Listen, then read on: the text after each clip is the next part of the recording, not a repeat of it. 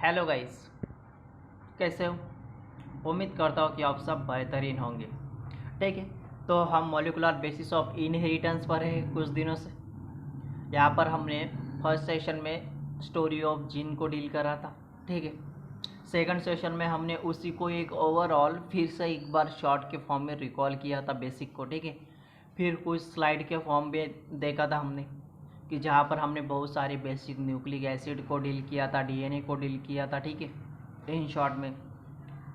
ठीक है, तो जब तक आपको रिप्रेजेंटेशन नहीं समझ में आता पर्टिकुलर उस स्लाइड्स, ठीक है, कंसेप्ट से रिलेटेड स्लाइड आपको समझ में नहीं आती, तब तक ठीक है आप कंसेप्ट उतना अच्छी तरीके से गेन नहीं कर पाते। ठीक है, तो आज हम डीएनए के ऊपर बात करेंगे और इसके बाद हम एनसीईआरटी पे जाएंगे। ये इसका मतलब ऐसा ही था, इसके पीछे यही कारण था कि सीधा हम एनसीईआरटी पर गए। एनसीईआरटी लैंग्वेज इतनी टफ होती है, मैं आपको डरा नहीं रहा हूँ, लेकिन एनसीईआरटी के हर एक लाइन के पीछे बहुत बड़ी कहानी होती है। तो ठीक है, पहले हम उस कहानी को देखते हैं शॉर्ट शॉर्ट सेशन के फॉर्म से, फिर हम डीएनए पर आते हैं। डीएनए पर आने के बाद एनसीईआरटी को डील फिर करेंगे। सीधा एनसीईआरटी को डील करेंगे तो क्या है वो, मैं लाइन लाइन के मतलब लाइन टू लाइन एनसीईआरटी पढ़ के आपको बता दे रहा हूँ, आपको समझ कुछ नहीं आ रहा, उससे कुछ फ़ायदा होने वाला है नहीं। ठीक है, क्या फ़ायदा फिर वैसा वैसा तो बुक में भी है, लेकिन आपको कॉन्सेप्ट समझ में आना चाहिए। ठीक है, ये इम्पोर्टेंट होता है। इम्पोर्टेंट ये नहीं है कि आप एनसीईआरटी तो सिर्फ एनसीईआरटी को ही फॉलो करो, जहाँ मेंशन करना ज़रूरी है वहाँ मैं मेंशन कर दूंगा। ठीक है, एनसीईआरटी तो ठीक है, भटकते नहीं, आते हैं हमारे सीधे पॉइंट पर। तो सीधा एनसीईआरटी आप तो आपको इन शॉर्ट में समझ आ गया होगा क्यों क्यों हम सीधा एनसीईआरटी पे नहीं जा रहे हैं। एनसीईआरटी पे एक लाइन के पीछे बहुत बड़ी कहानी होती है, तो हम पहले कहानी को ही देखेंगे। ठीक है, ठीक है दोस्तों, चलते हैं आज के सेशन के ऊपर। तो हेलो दोस्तों, स्वागत करता हूँ मैं आज के सेशन में। तो ठीक है, स्टार्ट करते हैं आज का सेशन। तो ठीक है, जेनेटिक्स को डील कर रहे हैं हम। जेनेटिक्स में हमने पहला सेशन पहला टॉपिक कंप्लीट कर दिया है, principle of inheritance and variation. बहुत बढ़िया टॉपिक है, बहुत इंटरेस्टिंग टॉपिक है। ठीक है, और अब हम जेनेटिक्स में सेकंड टॉपिक पर है, वो है मॉलिकुलर बेसिस ऑफ इनहेरिटेंस। उसका ही तीसरे नंबर का सेशन है आज। ठीक है, तो ये है डीएनए के ऊपर। एनसीईआरटी नहीं है, डीएनए है लेकिन एनसीईआरटी पे नहीं है। बेसिक बातें जो हम स्टोरी के फॉर्म में देख रहे हैं वही हम देखने वाले। तो ठीक है, चलते हैं आगे। तो देखो, ये होता है हमारा टिपिकल डीएनए। इस तरीके का डीएनए होता है। हमने बहुत सारी बात करी है, बहुत सारी बात करेंगे, बहुत सारी बात करेंगे। जब डीएनए को हम ओवरऑल देखेंगे, डीएनए का स्ट्रक्चर देखेंगे, डीएनए का कंपोजिशन देखेंगे, ओवरऑल बात करेंगे। लेकिन एक टिपिकल डीएनए ऐसा होता है यूकैरियोटिक सेल में। ठीक है, डबल हेलिक्स होता है, ऐसे बेस पेयर होते हैं अंदर। ठीक है, ऐसे बेस पेयर होते हैं, ऐसी बहुत सारी बातें करेंगे। और जहाँ पे नंबर ऑफ जीन्स प्रेजेंट होते हैं। ठीक है, और पर्टिकुलर इन्फॉर्मेशन होती है डीएनए के भीतर। ऐसे बहुत सारी बातें करेंगे हम डीएनए के ऊपर। ठीक है, और सबसे बढ़िया तो DNA is a polymers of nucleotides. Nucleotides का पॉलीमर्स होता है। तो न्यूक्लियोटाइड्स क्या है, ये बहुत सारी बेसिक बातें आपको समझ में आना चाहिए। ओवरऑल डीएनए के ऊपर जाने से पहले आपको बहुत सारी बेसिक बातें समझ में आनी चाहिए। तो ठीक है, फिर चलते हैं आगे। तो देखो, ये है बेसिक स्ट्रक्चर ऑफ डीएनए। मान लो ये जो डीएनए था, ठीक है, ये एच डी इमेज है। ठीक है, एच डी फोटोग्राफ है। और ये जो है आपके सामने बेसिक डीएनए का स्ट्रक्चर बेसिक में कैसा होता है, तो कुछ इस तरीके से होता है। इसमें और इसमें ज़्यादा फर्क नहीं है, लेकिन यहाँ पे क्या है, यहाँ पे जो है, और इस फोटोग्राफ में थोड़ा ओवरऑल डिटेल देने का प्रयास किया उन्होंने। ठीक है, इसमें किस तरीके से कंपोजिशन और बेस पेयर, देखो यहाँ पे बेस पेयर होते हैं, बहुत सारी बात करिएगा। एक एक टर्न में 10 बेस पेयर होते हैं, जैसे ये बेस पेयर का मेंशन यहाँ पे किया, ऐसे 10 होते हैं। ठीक है, हम पढ़ेंगे, बहुत सारी बातें पढ़ेंगे इसके ऊपर। ठीक है, और क्या क्या इसमें कंपोजिशन होते हैं, बहुत सारी बातें इसमें पढ़ने वाले। ठीक है, बहुत सारी बातें पढ़ने वाले इसमें हो या अपकमिंग सेशन जितने भी उसमें हमें सारी बातें करने वाले हैं। ठीक है, तो फिर चलते हैं आज के सेशन के ऊपर। तो देखो, डीएनए केमिकल कंपोजिशन। तो ठीक है, सीधी सी बात, तो हम डायरेक्टली डीएनए के स्ट्रक्चर में नहीं जा सकते। उसका कारण ये है कि आपको कुछ समझ में नहीं आएगा। बेसिक बेसिक बातें डील करके हम आराम से जाएंगे भैया, समझ में आना चाहिए। क्यों ना हमें टाइम ज़्यादा लग जाए, लेकिन समझ के साथ आना चाहिए। कुछ तो दो बातें समझ में आनी चाहिए, ठीक है। इसलिए हम बेसिक से लेके एंडिंग तक जाते हैं और लाइन टू लाइन एनसीईआरटी भी मेंशन करते हैं। पता है, हमने प्रीवियस टॉपिक देखा है, हमने principle of inheritance and variation. तो ठीक है, करते हैं फिर डीएनए केमिकल कंपोजिशन। कि डीएनए केमिकल किस किस से बना होता है, मतलब डीएनए में केमिकली कंपोजिशन क्या क्या होता है, मतलब किससे वो बनता है। बहुत सारी बातें इसमें करेंगे। जैसे कि हमने बेसिक में ही बता दिया, DNA is a polymers of nucleotides. पहली डेफिनेशन, या पहली उसको एक कैरेक्टर के फॉर्म में भी कह सकते हैं, उसका एक फीचर भी कह सकते हैं आप, कि डीएनए में बहुत सारे न्यूक्लियोटाइड्स होते हैं, ठीक है। फिर वो तो देखेंगे हम जैसे जैसे आगे जाएंगे। लेकिन बेसिक डीएनए क्या क्या होता है, कैसी खोज हुई, कहाँ में पहली बार था, तो हमने, ठीक है, वो देखेंगे अब हम।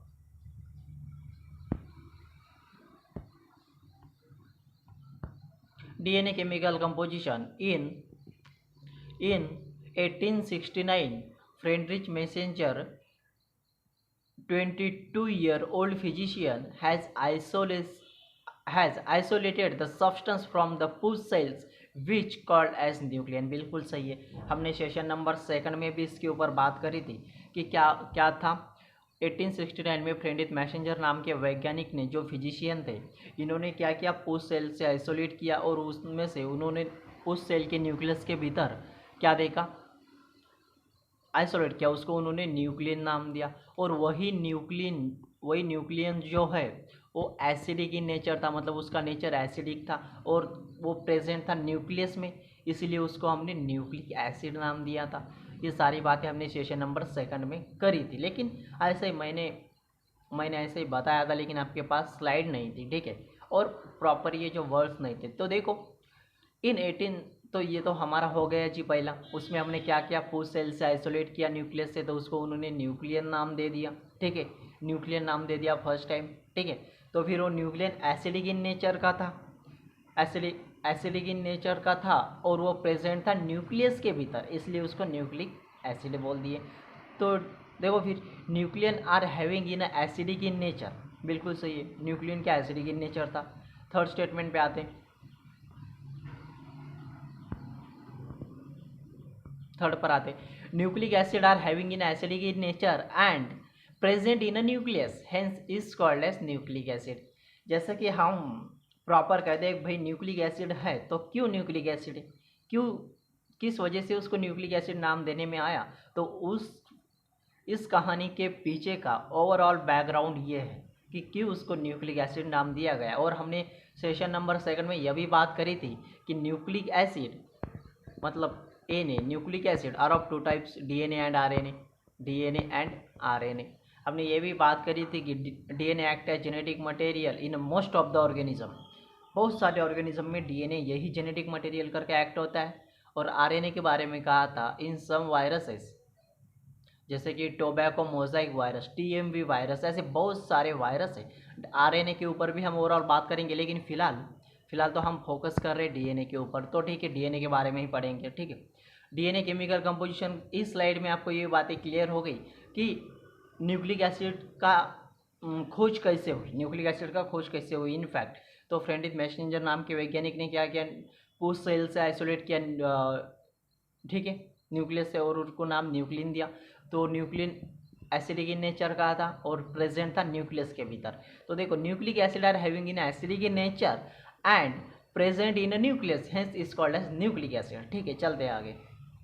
यार आप स्मार्ट है, मुझे लगता नहीं कि इतना डीप आपको एक्सप्लेनेशन की ज़रूरत है, ठीक है। आप कॉन्सेप्ट बहुत जल्दी गेन कर ले, तो ऐसा मैं मान के चलता हूँ, ठीक है, ऐसा मान के चलता हूँ। और ये कुछ बड़े बड़े डोज तो है नहीं कि बहुत सारी बातें होती है, बेसिक बेसिक बातें होती है, तो ज़्यादा एक्सप्लेनेशन की ज़रूरत है नहीं, ऐसा मैं मान के चलता हूँ। तो ठीक है, चलते आगे। तो देखो, न्यूक्लिक एसिड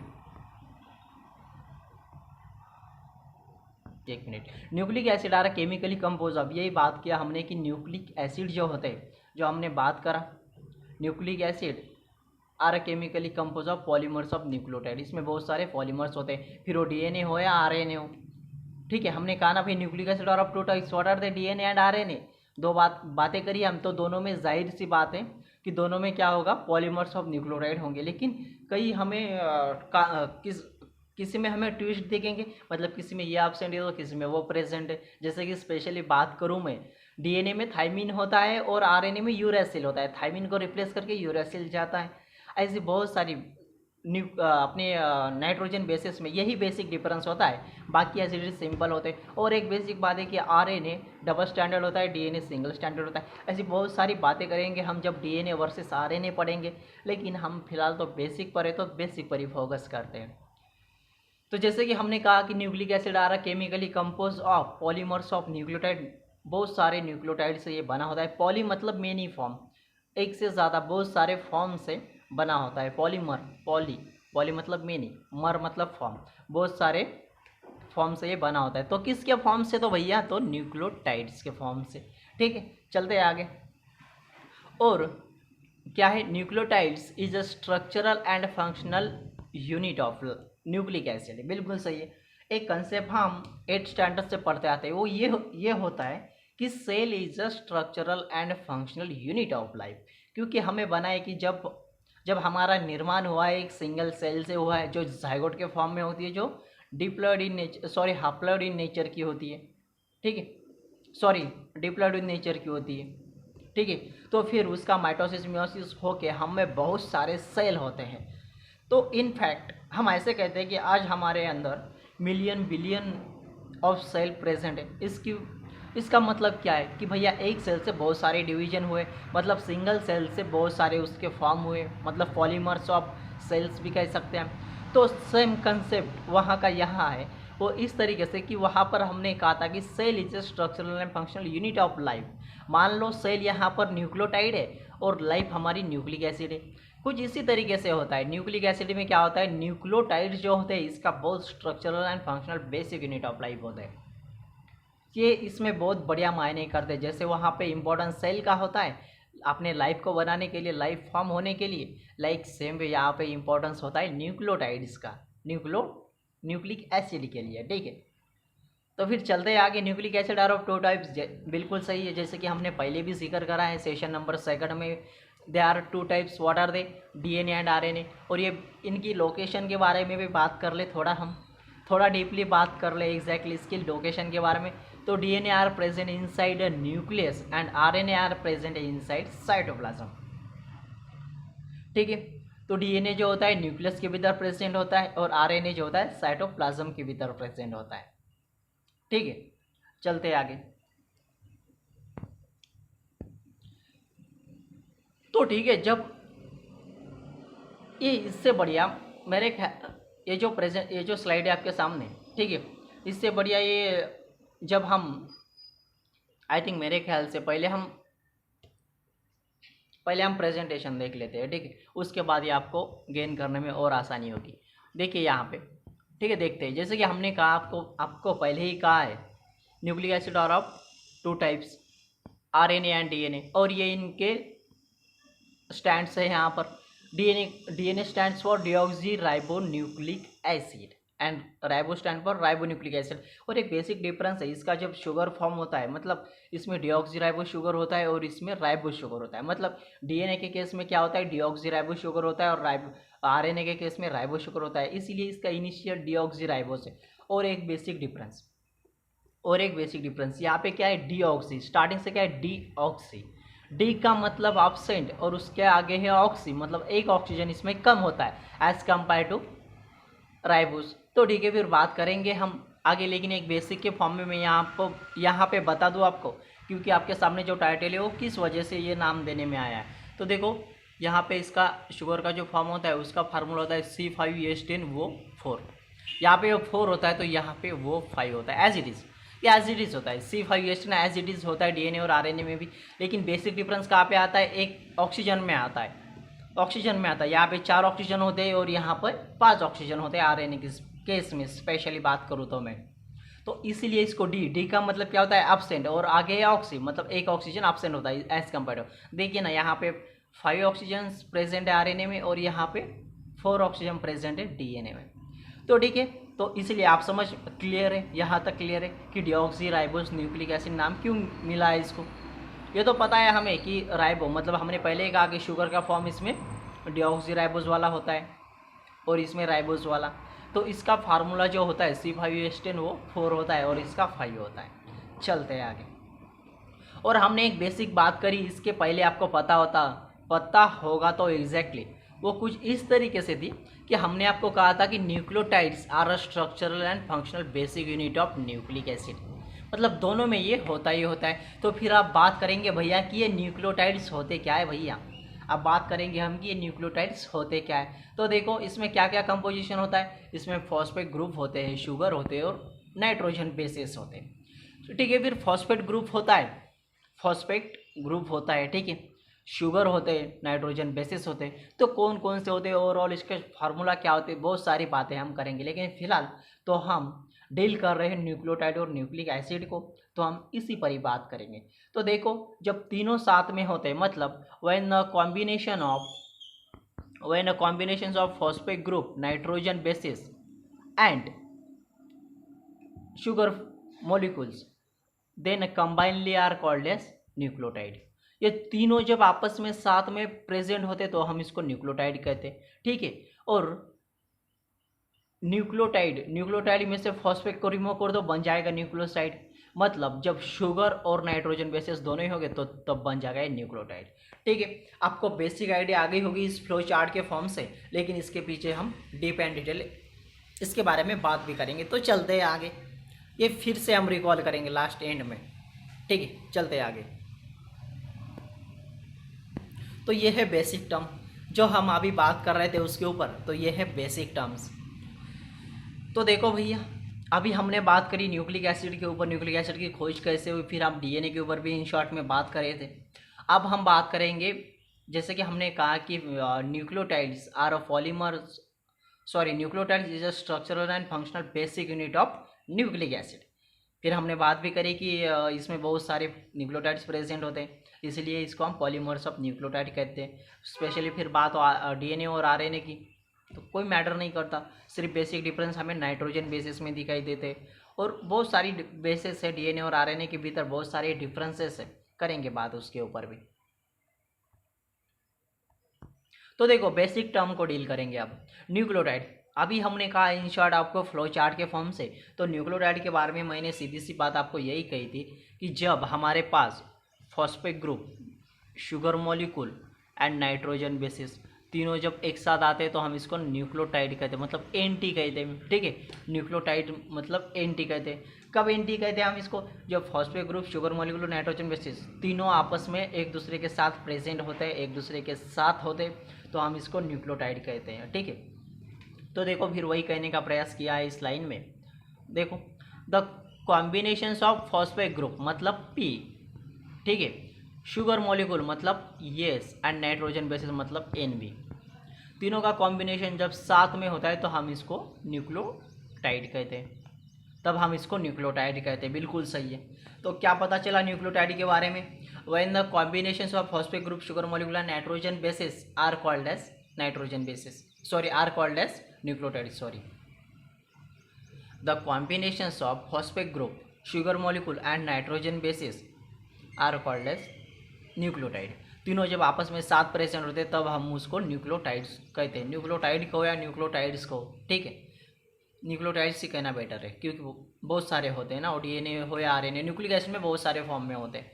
तो ठीक है, इनका बॉन्ड रिलेशन की भी पता कर ले भैया, क्योंकि जब इनके भीतर बॉन्ड कैसे होते हैं, ये डीएनए, जब हम डीएनए का स्ट्रक्चर पढ़ेंगे तब हम ये देखते हैं, लेकिन यहाँ पर इस कंसेप्ट के साथ ये मैंने इसलिए मेंशन किया है कि आपको गेन करने के लिए आसानी होती है, ठीक है। तो देखो बॉन्ड का रिलेशन कैसे होता है, ठीक है भैया। फिर इस न्यूक्लियोटाइड में बॉन्ड का रिलेशन कैसा होता है, या न्यूक्लिक एसिड में बॉन्ड का रिलेशन कैसा होता है, ये भी कहे तो बेटर है। तो देखो बॉन्ड रिलेशन कैसा होता है, those bonds are present in between phosphate and sugar. Phosphate and sugar इन दोनों के भीतर का जो बॉन्ड होता है वो कौन सा बॉन्ड होता है, तो होता है फॉस्फोडाइस्टर बॉन्ड। इनिशियल नाम रखो, यदि आपको बॉन्ड का रिलेशन में यदि आपको कंफ्यूज करता है तो इनिशियल पता रखने का, ये क्या है, फॉस्फेट पी से स्टार्ट हो रहा है और आगे क्या है, एस से स्टार्ट हो रहा है, मतलब फॉस्फोडाइस्टर। सीधी सी बात है, पी से स्टार्ट हो रहा है मतलब those bonds are present in between phosphate group and sugar molecule, those types are bond are called as phosphodiester bond. तो ऐसा बॉन्ड जो फॉस्फेट एंड शुगर मॉलिक्यूल के भीतर प्रेजेंट होता है, इन दोनों के भीतर प्रेजेंट होता है, तो इसको हम फॉस्फोडाइस्टर बॉन्ड कहते हैं। इस तरीके के बॉन्ड को हम फॉस्फोडाइस्टर बॉन्ड कहते हैं। इसीलिए लाइन ऐसी है आपके सामने, those bonds are present in between phosphate and sugar, clear है, मतलब ऐसा बॉन्ड जो प्रेजेंट है फॉस्फेट एंड शुगर के भीतर। तो सच टाइप्स ऑफ बॉन्ड, इस तरीके के बॉन्ड्स को हम क्या कहते हैं, फॉस्फोडाइस्टर बॉन्ड कहते हैं, क्लियर है। तो such types of bonds are called as phosphodiester bond, clear है। ठीक है, चलते हैं आगे। तो इस स्लाइड में हमने क्या क्या क्या देखा, फिर से एक बार रिकॉल कर दूँ। हमने न्यूक्लियोटाइड के बारे में कहा कि न्यूक्लियोटाइड क्या होता है, phosphate, sugar and nitrogen basis, तीनों जब आपस में साथ होते हैं तो हम इसको एनटी मतलब इसको हम न्यूक्लियोटाइड कहते हैं, ठीक है। तो हम इसको न्यूक्लियोटाइड कहते हैं, ये बातें हमने देखी। सेकंड बात तो ये देखी, फॉस्फेट एंड शुगर के भीतर जो बॉन्ड है वो फॉस्फोडाइस्टर बॉन्ड है, मतलब पीडी बॉन्ड है, ठीक है, फॉस्फोडाइस्टर बॉन्ड है, ठीक है। दो बातें हमने यहाँ पे डील करी। अब इसके भीतर भी कोई ना कोई बॉन्ड ज़रूर होगा, ठीक है। तो चलो देखेंगे कौन सा बॉन्ड है इसके भीतर, तो अगली स्लाइड में। और सीधी सी बात देखते हैं आगे, इसमें फॉस्फेट एंड शुगर मॉलिक्यूल के भीतर फॉस्फोडाइस्टर बॉन्ड होता है और शुगर मॉलिक्यूल और नाइट्रोजन के बेसिस ग्लाइकोसिडिक बॉन्ड होता है, ग्लाइकोसिडिक देखेंगे आगे। तो इसके भीतर क्या होता है, फिर इसके भीतर होता है glycosidic, GLY, glycosidic bond present होता है, देखते हैं आगे, चलो।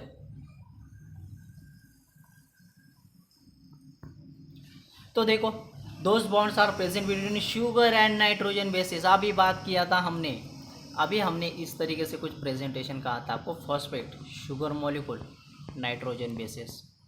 तो ये हो गया एक न्यूक्लियोटाइड, ठीक है, ये बन गया ना एक न्यूक्लियोटाइड, तीनों साथ में, मतलब ये बन गया एक न्यूक्लियोटाइड। हमने न्यूक्लियोटाइड को इस तरीके से डिफाइन किया है, why no combination of phosphate group, sugar molecule and nitrogen basis are called as nucleotide. तीनों जब आपस में साथ होते हैं तो हम इसको न्यूक्लियोटाइड कहते हैं। तो देखो, हमने इसका तो रिलेशन देख लिया, इसको हमने फॉस्फोडाइस्टर बॉन्ड किया था, मतलब पीडी कहा था। अब रिलेशन कितना, येस और एनबी का रिलेशन, मतलब those bonds are present in between sugar molecule and nitrogen bases, such types of bond is called as glycosidic bond. तो इस तरीके के बॉन्ड को क्या कहते हैं हम, ग्लाइकोसिडिक बॉन्ड कहते हैं। ये यहाँ पे है, यहाँ पे फॉस्फोडाइस्टर बॉन्ड और यहाँ पे ग्लाइकोसिडिक बॉन्ड, ठीक है, ग्लाइकोसिडिक बॉन्ड। तो देखो, those bonds are present between two nitrogen bases, आप सीधी सी पहली तो बात यह है, सीधी सी पहली बात है, ठीक है। फिर हम रिलेशन को डील कर रहे हैं, ठीक है। अब ये नाइट्रोजन बेसिस आपके सामने, तो भैया हमें ये पता चल गया फॉस्फेट ग्रुप क्या है, ठीक है, हमें ये पता चल गया फॉस्फेट ग्रुप क्या है। तो इसका टिपिकल फार्मूला क्या होता है, H3PO4, ठीक है, फॉस्फेट का H3PO4। फिर शुगर में स्पेशली दो तरीके के शुगर होते हैं, हमने कहा आपको स्पेशली शुगर में दो तरीके के शुगर होते हैं, एक होता है डीऑक्सी जो डीएनए में पाए जाते हैं, और दूसरा होता है राइबोज जो आरएनए में प्रेजेंट होते हैं। स्पेशली इसकी केस की बात करें हम तो, एक मिनट, शुगर में स्पेशली दो, एक डीऑक्सी और एक राइबोज, ये आरएनए में होते हैं और ये डीएनए में होते हैं। तो इसका फार्मूला हमने पहले डील करा है, ठीक है। फिर हम ओवरऑल देखेंगे, लेकिन यहाँ पे मेंशन करना बहुत ज़रूरी है। शुगर मॉलिक्यूल्स दो तरीके के, डीऑक्सी और राइबोज। डी इनिशियल है, तो मतलब सीधी सी बात याद रखने का कि डीएनए में प्रेजेंट होता है। उसके बाद है आरएनए का आर इनिशियल है, तो सीधी सी बात है कि आरएनए में प्रेजेंट होगा, ठीक है। ऐसी बहुत सारी बेसिक बात से हमें, और उसके बाद है नाइट्रोजन बेसिस। तो भैया ठीक है, हमको ये दोनों कॉन्सेप्ट समझ में आ गए कि फॉस्फेट क्या है, उसका टिपिकल फार्मूला क्या है, स्ट्रक्चर देखेंगे आगे। तो शुगर मॉलिक्यूल क्या है, कौन कौन से शुगर किस में प्रेजेंट होते हैं, लेकिन ये नाइट्रोजन बेसिस क्या है भैया, ये नाइट्रोजन बेसिस क्या मामला है, कुछ समझ में नहीं आ रहा। तो देखो, नाइट्रोजन बेसिस पर ही फोकस करने वाले हम अब इसके आगे स्लाइड पे। तो ठीक है, देखो फिर those bonds are present in between two nitrogen bases, दो नाइट्रोजन के बेसेस जो बॉन्ड प्रेजेंट होता है उसको हाइड्रोजन बॉन्ड कहते हैं, ठीक है, उसको हाइड्रोजन बॉन्ड कहते हैं। और हाइड्रोजन बॉन्ड बहुत वीकली अटैच होते हैं, बहुत बहुत वीकली होता है उनका फोर्स ऑफ अट्रैक्शन, इनका फोर्स ऑफ अट्रैक्शन बहुत वीकली होता है आपस में। और हम देखते हैं जब डीएनए रेप्लिकेशन प्रोसेस के दरमियान हेलिकेज नाम का एंजाइम होता है, जो ये जो हाइड्रोजन बॉन्ड होते हैं, मतलब दो नाइट्रोजन बेसिस के भीतर के जो हाइड्रोजन बॉन्ड प्रेजेंट होते हैं उसको ऐसे काट देता है, ऊपर से काट देता है, दोनों को सेपरेट करता है और उस डीएनए डबल हेलिकल स्टैंड को वो सेपरेट कर देता है, ठीक है। और जब हमें वो वाई स्ट्रक्चर का कुछ इस तरीके का स्ट्रक्चर दिखाई देता है जिसको हम रेप्लिकेटिंग फॉर्क कहते हैं, ठीक है, ऐसे कुछ आता है वाई शेप का स्ट्रक्चर जिसको हम रेप्लिकेटिंग फॉर्क कहते हैं, डीएनए रेप्लिकेशन। देखेंगे हम आगे इस टॉपिक में बहुत सारी बात करेंगे इसके ऊपर। तो ये एक बेसिक नज़रिया है जो हम देखना चाहते हैं, ठीक है, महसूस करना चाहते हैं, समझ के साथ आगे जाना चाहते हैं। तो यहाँ पर हमने न्यूक्लियोटाइड को डील करा, ठीक है, न्यूक्लियोटाइड को ही डील कर रहे हैं अब तक। तो हमने कहा कि फॉस्फेट शुगर मॉलिक्यूल, इन दोनों के भीतर बॉन्ड फॉस्फोडाइस्टर बॉन्ड, शुगर और नाइट्रोजन के भीतर ग्लाइकोसिडिक बॉन्ड, ठीक है। फिर हमने एक फार्मूला देखा फॉस्फेट ग्रुप का, क्या फार्मूला होता है, H3PO4 होता है, इसका स्ट्रक्चर देखेंगे आगे। शुगर के बारे में बात करें तो शुगर स्पेशली दो तरीके के होते हैं, deoxy and ribose. Deoxy present होता है डीएनए में, और आरएनए में होता है राइबोस, इनिशियल से ही पता चल जाता है। तो इसका फार्मूला हमने देखा था, क्या था, C5H10O4 और यहाँ में O5। ये basic difference as it is, C5H10 as it is, लेकिन एक ऑक्सीजन कम होता है इसीलिए इसको डी का मतलब एब्सेंट, आगे ऑक्सी, तो एक ऑक्सीजन एब्सेंट होता है एज कम्पेयर टू राइबोस। तो ठीक है, फिर चलते फिर हमने और एक बात की नाइट्रोजन बेसिस, ठीक है। नाइट्रोजन बेसिस में जो बॉन्ड प्रेजेंट होते हैं, सिर्फ इसके भीतर का जो बॉन्ड होता है वो हाइड्रोजन बॉन्ड होता है, H बॉन्ड होता है, और ये वीकली अट्रैक्ट होते हैं, वीकली अट्रैक्शन होता है इसके भीतर, ठीक है। और रेप्लिकेशन के दरमियान वो हेलिकेज तोड़ देता है, हेलिकेज नाम का एंजाइम वो तोड़ देता है, ठीक है। चलते हैं फिर आगे, आप बात करेंगे न्यूक्लियोसाइड के ऊपर, ठीक है, आप बात करेंगे न्यूक्लियोसाइड के ऊपर। मान लीजिए जो न्यूक्लियोटाइड है, न्यूक्लियोटाइड की वजह से न्यूक्लियोसाइड को कुछ फर्क पड़ता है नहीं, क्योंकि वो इसके कंपैरिजन में बहुत बड़ा है, ठीक है, इसके कंपैरिजन में कि उसके बाद बहुत बड़ी ताकत है, बहुत बड़ी पावर है। वो पावर उसके पास इसलिए है कि उसके बिना डीएनए फॉर्म होना पॉसिबल ही नहीं है, डीएनए हो आरएनए हो, इनफैक्ट न्यूक्लिक एसिड ही फॉर्म होना ज़रूरी ही नहीं है, होता ही नहीं है। तो देखो न्यूक्लियोसाइड, जब हमने न्यूक्लियोटाइड को डील करा था एक ही बेसिक फॉर्म देखा था, phosphate group, sugar molecule and nitrogen basis, तीनों आपस में थे, तो हमने उसको एंटी मतलब न्यूक्लियोटाइड कह दिया। तो देखिए भैया वहाँ पे एंटी था, यहाँ पे हम डील कर रहे हैं एनसी को। कन्फ्यूज बहुत सारे बच्चे तो यहाँ पे बेसिक टर्म में ही कन्फ्यूज हो जाते हैं कि सर न्यूक्लियोटाइड और न्यूक्लियोसाइड में बेसिक क्या फ़र्क है, और दोनों को एक ही समझ में दोनों को एक ही समझ जाते हैं, वो दोनों को एक ही समझ में हो जाते हैं। तो ऐसा होता ही नहीं है। तो देखो यहाँ पे डेफिनेशन भी हमारे कुछ इस तरीके का है, मतलब उसके बारे में एक कैरेक्टर हमारे पास जो यहाँ पे टाइप है तो वो इस तरीके से, combination of sugar molecule and nitrogen bases. तो भैया बेसिक डिफरेंस यही आपके सामने है कि यहाँ पे कहीं मेंशन है कि फॉस्फेट ग्रुप भी है, बिल्कुल नहीं है। यहाँ पे हम बात कर रहे हैं specially sugar molecule and nitrogen bases, तो इसमें ये दोनों ही प्रेजेंट होते हैं, sugar molecule and nitrogen basis, ठीक है। ये नाइट्रोजन बेसिस क्या होते हैं ये देखेंगे हम आगे, ये कॉन्सेप्ट आप साइड में रख दो फिलहाल के लिए। तो सिर्फ हम बात कर रहे हैं न्यूक्लियोटाइड और न्यूक्लियोसाइड के बारे में, ठीक है, न्यूक्लियोसाइड और न्यूक्लियोटाइड के बारे में।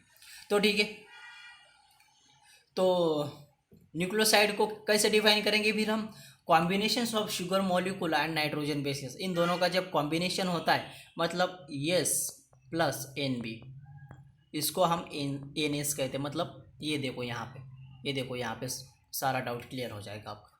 तो इसको हम न्यूक्लियोसाइड कहते हैं। आई बात समझ में। तो जब शुगर मॉलिक्यूल और नाइट्रोजन बेसिस दोनों आपस में प्रेजेंट होते हैं, आपस में साथ होते हैं, तो हम इसको न्यूक्लियोसाइड कहते हैं। चलते हैं अगले स्टेटमेंट के ऊपर। DNA breaks are found number of nucleotide, बिल्कुल सही है। जब डीएनए को हम ब्रेक करते थे उसके अंदर नंबर ऑफ न्यूक्लियोटाइड्स होते, क्या कह रहा है वो, न्यूक्लियोटाइड्स, और न्यूक्लियोटाइड्स ये रहा, ठीक है, न्यूक्लियोटाइड्स ये रहा।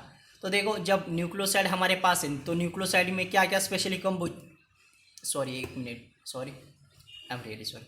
तो देखो, जो आपके पास न्यूक्लियोसाइड है, ठीक है, इसका कंपोजिशन क्या है भैया?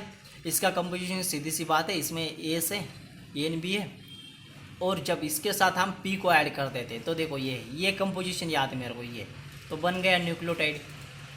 आ रही है बात समझ में? मतलब क्या क्या किया है हमने? सीधी सी बात है कि यहाँ पे हमारे पास शुगर मॉलिक्यूल था, यहाँ पे नाइट्रोजन बेस था। तो ये देखो यहाँ पे ये मान लो ये शुगर मॉलिक्यूल है, ये नाइट्रोजन बेसिस है, ठीक है, जो एक टिपिकल न्यूक्लियोसाइड्स के भीतर प्रेजेंट होते हैं, और जब इसके साथ हमने फॉस्फेट कर दिया तो ये बन गया न्यूक्लियोटाइड। तो इसीलिए कहते हैं ये बहुत भारी स्टेटमेंट है कि जब NS के साथ हम P को ऐड कर देते हैं तो ये न्यूक्लियोटाइड बन जाता है, ठीक है। न्यूक्लियोसाइड और न्यूक्लियोटाइड में बेसिक डिफरेंस यही होता है कि न्यूक्लियोटाइड में फॉस्फेट होता है, न्यूक्लियोसाइड में फॉस्फेट नहीं होता। लेकिन जब हम न्यूक्लियोसाइड के साथ फॉस्फेट को ऐड कर दें तो वो बन जाता है न्यूक्लियोटाइड, ठीक है, न्यूक्लियोटाइड बन जाता है, ठीक है। तो देखो NS के साथ P को ऐड कर, NS का क्या है कंपोजिशन पहले से ही, S plus N B, S मतलब शुगर मॉलिक्यूल और ये नाइट्रोजन बेसिस। तो ठीक है, फिर आप बहुत सारे समय से हम बात कर रहे हैं नाइट्रोजन बेसिस। तो भैया ये नाइट्रोजन बेसिस होते क्या है, थोड़ा ये भी डील कर लें, चलते हैं आगे। तो ये होते हैं नाइट्रोजन बेसिस, ठीक है। डीपली बात करेंगे नाइट्रोजन बेसिस के ऊपर। अब एक मिनट, वीडियो काफ़ी लंबा बन गया, ठीक है, चलते हैं कंटिन्यू। तो ये होते हैं नाइट्रोजन बेसिस। तो देखो, nitrogen basis are of two type. Nitrogen bases दो तरीके के होते हैं भैया। इससे पहले हमने कहा कि nucleic acid are of two types, like same way nitrogen bases भी दो तरीके के होते हैं। Nitrogen basis are of two types, बिल्कुल सही बात है, एक प्यूरिन और एक पिरामिडिन। एक बात यहाँ पे मेंशन करना ज़रूरी है कि देखो, प्यूरिन और एडेनाइन, इनके भीतर जो बॉन्ड होते हैं ना भैया, हाइड्रोजन, तो इसमें डबल हाइड्रोजन बॉन्ड होते हैं, सॉरी मतलब क्या, DHB, डबल हाइड्रोजन बॉन्ड होते हैं, और यहाँ इसमें ट्रिपल हाइड्रोजन बॉन्ड होते हैं, THB। ये मेंशन करना भूल गया हूँ मैं उस टाइम जब ये प्रेजेंटेशन टाइप कर रहा था, तो वो मेंशन करना भूल गया, लेकिन ये याद रखिए आप। तो देखो, ये क्या होता है, प्यूरिन क्या होते हैं, डबल स्टैंडर्ड मॉलिक्यूल्स होते हैं, और पिरामिडिन्स क्या है, सिंगल स्टैंडर्ड मॉलिक्यूल होते हैं, ठीक है। तो फिर चलते हैं, डबल स्टैंडर्ड कहने से बेटर है कि हम डबल रिंग कहेंगे और सिंगल रिंग कहेंगे, ठीक है। तो देखो, प्यूरिन में क्या क्या होता है, एडेनाइन एंड गुआनिन होता है। मतलब क्या होता है, अक्षय कुमार और गंगाबाई।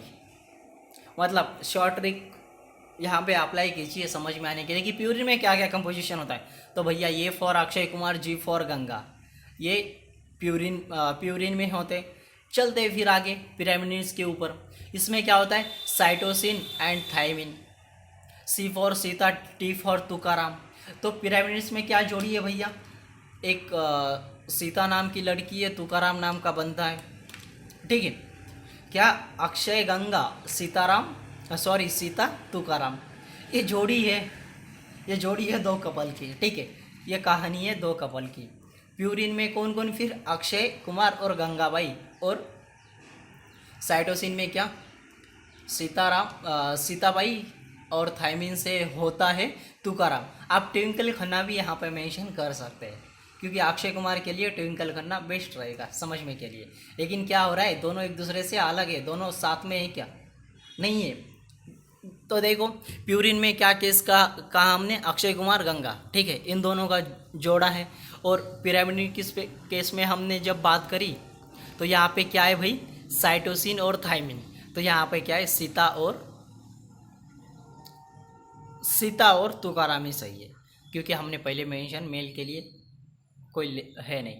और एक स्पेशली बात कर दूं मैं, तो RNA में क्या होता है, यूरेसिल होता है। RNA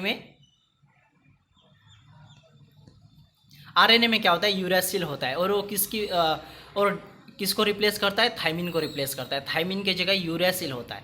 thiamine is replace by uracil in RNA में ऐसे होता है, थायमिन को रिप्लेस यूरेसिल करता है, तो RNA के भीतर यूरेसिल पाया जाता है। ये तीन एसिड्स रहते हैं, लेकिन थायमिन के जगह यूरेसिल होता है RNA में। नाइट्रोजन बेसिस 5 तरीके के हैं ये, लेकिन जब डीएनए का कंपोजिशन होता है तो 4 ही पार्टिसिपेट करते हैं। फिर एक थाइमिन को रिप्लेस करके यूरासिल जाता है आरएनए के केस में, और डीएनए के केस के लिए ये ऊपर के 4 है, एडेनाइन, गुआनिन, साइटोसिन, थाइमिन। तो ठीक है, फिर अक्षय कुमार, गंगाबाई, ठीक है, बन गया आपका प्यूरिन, बन गया आपका प्यूरिन, ठीक है। फिर उसके बाद है क्या, साइटोसिन, थाइमिन, मतलब सीता तुकाराम, ये बन गया पिरामिड। चलते, आपको समझ में आया होगा। अब नाइट्रोजन बेसिस, एक minute, nitrogen basis are of 2 types, what are they, purine and pyrimidines. तो इसमें हमने बात किया adenine and guanine, Akshay Kumar and Ganga, और पिरामिड में हमने बात करी, यहाँ पे बात करी C for cytosine and T for Tukaram, मतलब T for Tukaram, C for Sita, ठीक है, बात करी हमने। और एक इम्पॉर्टेंट बात तो ये है कि इसके भीतर जो बॉन्ड होता है ना, ये डबल हाइड्रोजन बॉन्ड होता है, ये मेंशन। तो इसके भीतर जो एच होते हैं वो डबल, ठीक है। यहाँ पे जो बॉन्ड प्रेजेंट होता है हाइड्रोजन का, उसमें डबल हाइड्रोजन बॉन्ड होता है, और यहाँ पे जो होता है इसमें ट्रिपल। तो ये होते हैं नाइट्रोजन बेसिस। तो आपको समझ में आया होगा, ठीक है। एक मिनट,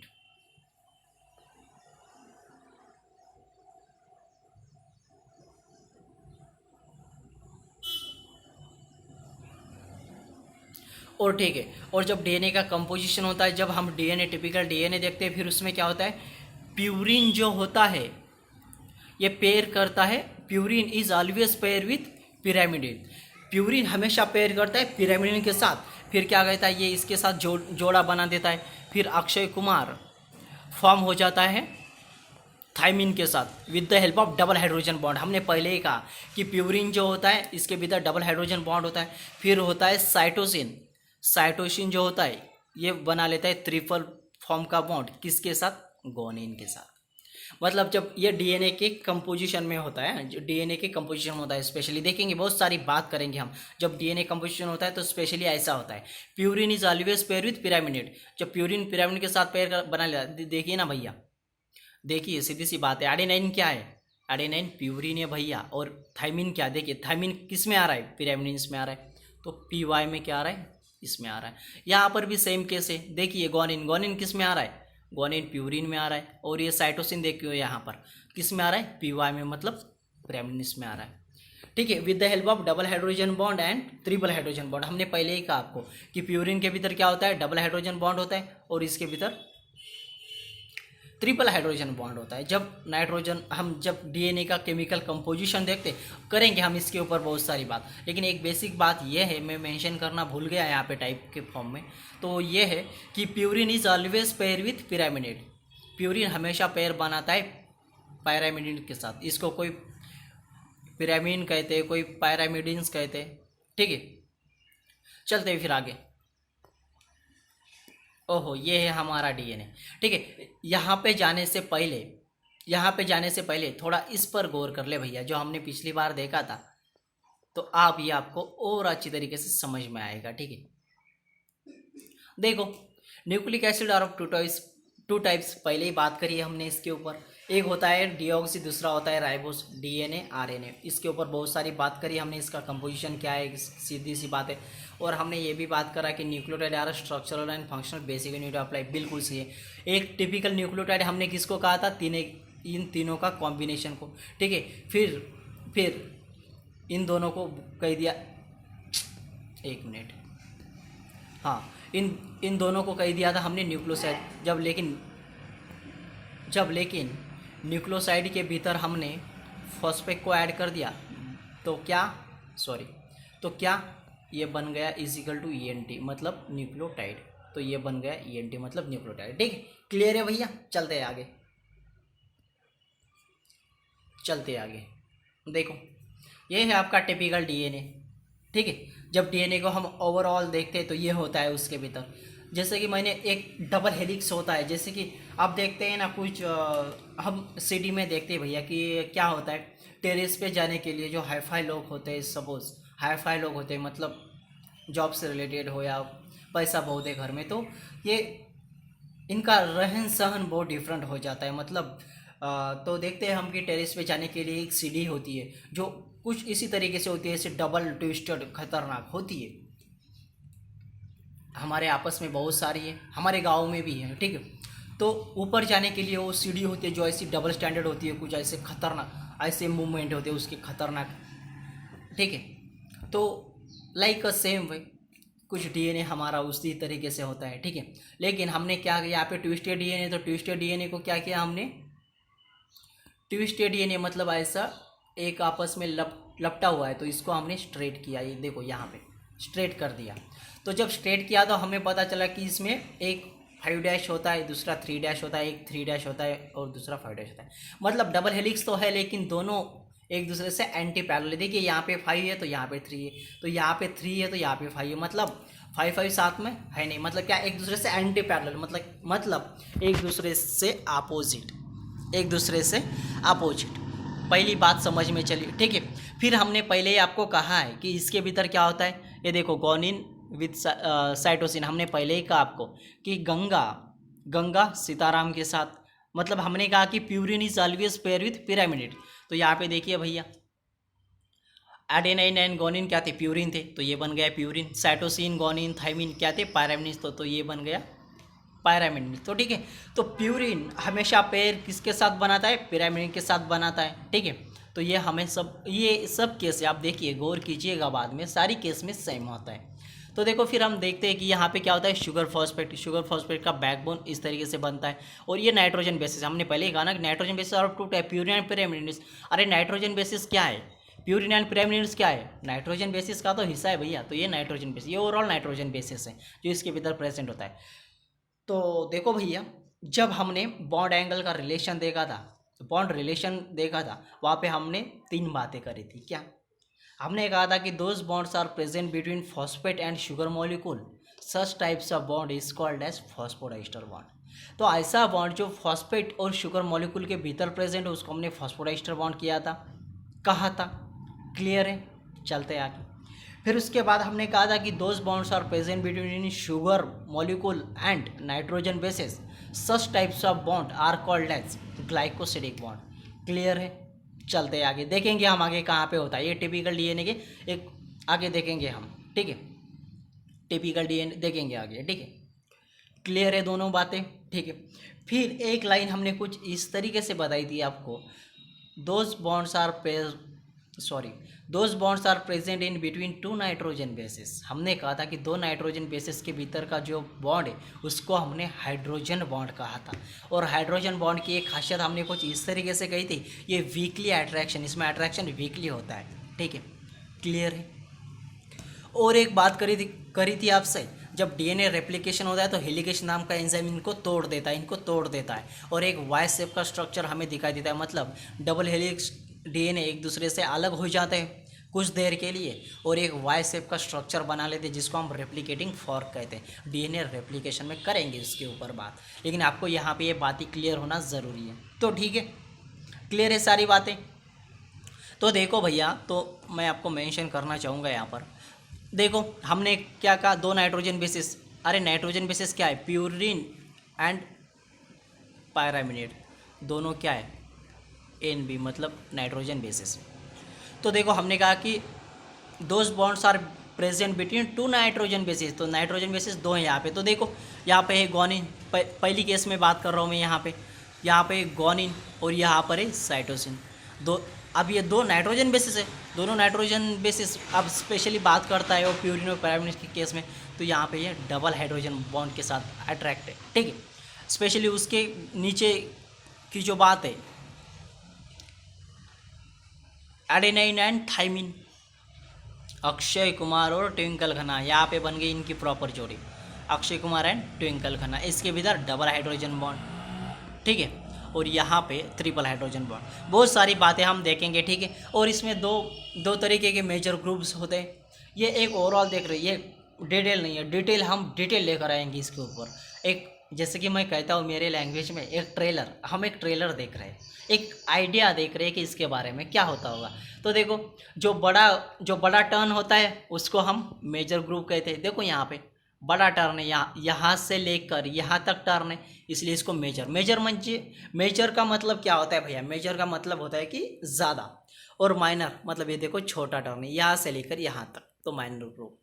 तो ठीक है, इसमें कितने नाइट्रोजन बेसिस होते हैं, ठीक है, इसका डिस्टेंस कितना होता है, क्या नाइट्रोजन बेसिस में आपस में दूरी कितनी होती है, कितने एंगस्ट्रॉन एक 10 बेस पेयर में कितनी आपस में दूरी होती है, बहुत सारी बातें हम करेंगे, डोंट वरी। लेकिन एक बात तो क्लियर है, तो देखो ये जो एक स्टैंड है यहाँ पे 5 डैश है, दूसरी तरफ क्या है, ये सीधा वहाँ से ट्विस्टेड होके आ रहा है, यहाँ पे आ रहा है 3 डैश, और यहाँ पता ना लगे तो ऊपर देखने का 5 डैश, नीचे देखने का 3 डैश, ठीक है। यहाँ पे देखो आप 3 डैश ऊपर है तो जाहिर सी बात है नीचे 5 डैश होगा, ठीक है। दोनों एक दूसरे से ऐसे लपेटे हुए रहते हैं, ऐसे, ठीक है, ऐसे लपेटे हुए रहते हैं, ठीक है। तो एक बेसिक फ्लो चार्ट है, ठीक है। जब हम डीएनए के ऊपर बात करेंगे तो बेसिक पे बात करेंगे इसके ऊपर, ठीक है।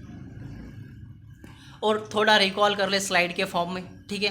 तो देखो हमने नाइट्रोजन बेसिस कहे आपको 5 तरीके के होते हैं टोटल।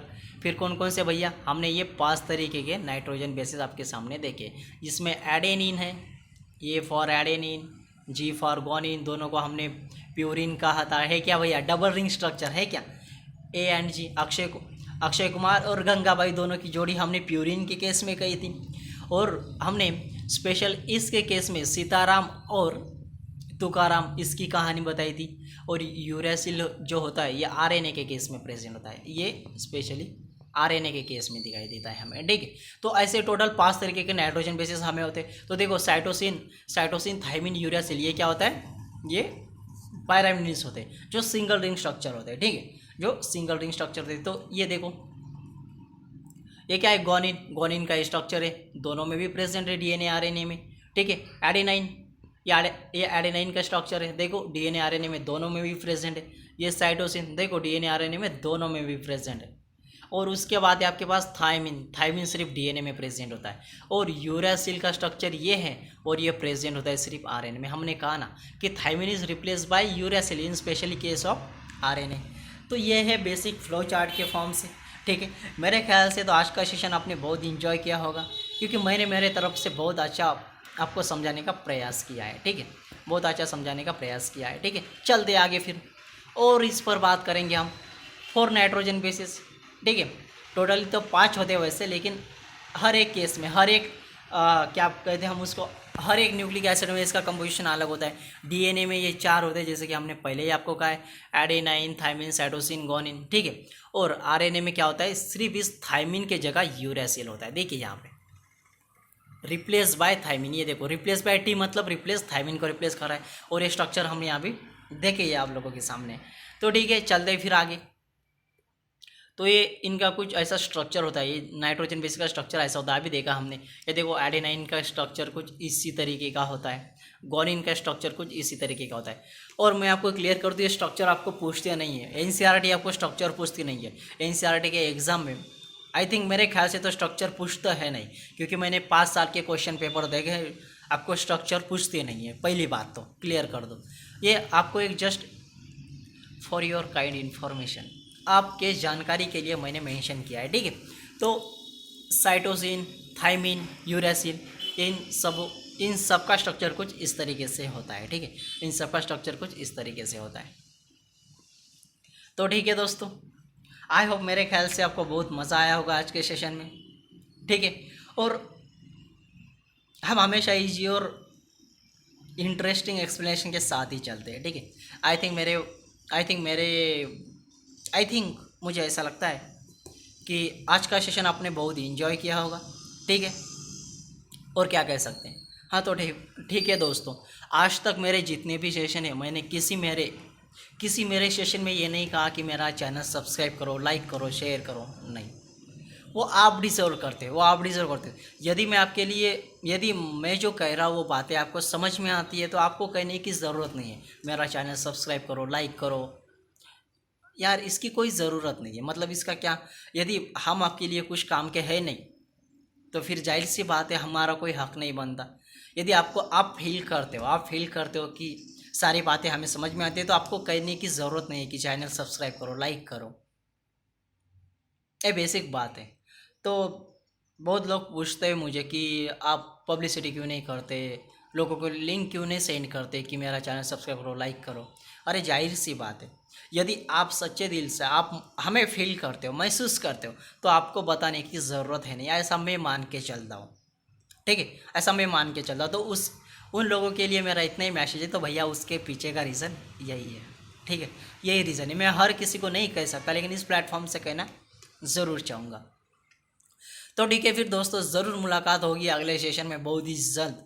डीएनए के ऊपर और बहुत सारी बातें हम करेंगे, और बहुत सारी बातें पढ़नी बाकी है। डीएनए स्ट्रक्चर क्या होता है, नाइट्रोजन बेसिस क्या होते हैं, ये तो सारी बातें हमने ओवरऑल देख ली है, लेकिन इसके बारे में डीप एंड डिटेल बात करेंगे हम कि डीएनए ट्विस्टेड होता है, कितने कितने बेस पेयर्स होते हैं, ये सारी बातें हम करेंगे अपकमिंग सेशन में। तो ठीक है दोस्तों, क्या कह सकते हैं, तब तक के लिए टेक केयर, बाय बाय, अपना ख्याल रखिए, कोविड से बचते रहिए, क्योंकि इस देश को बहुत ज़रूरत है आपकी। ठीक है, और क्या कह सकते हैं। ठीक है दोस्तों, उम्मीद करता हूँ कि आज का सेशन आपको अच्छी तरीके से मज़ा भी आया होगा और समझ में भी आया होगा। ठीक है, टेक केयर, बाय बाय, मिलेंगे बहुत ही जल्द अगले सेशन के साथ। तब तक के लिए अपना ख्याल रखिए, कोविड से बचते रहिए। ठीक है, बाय बाय।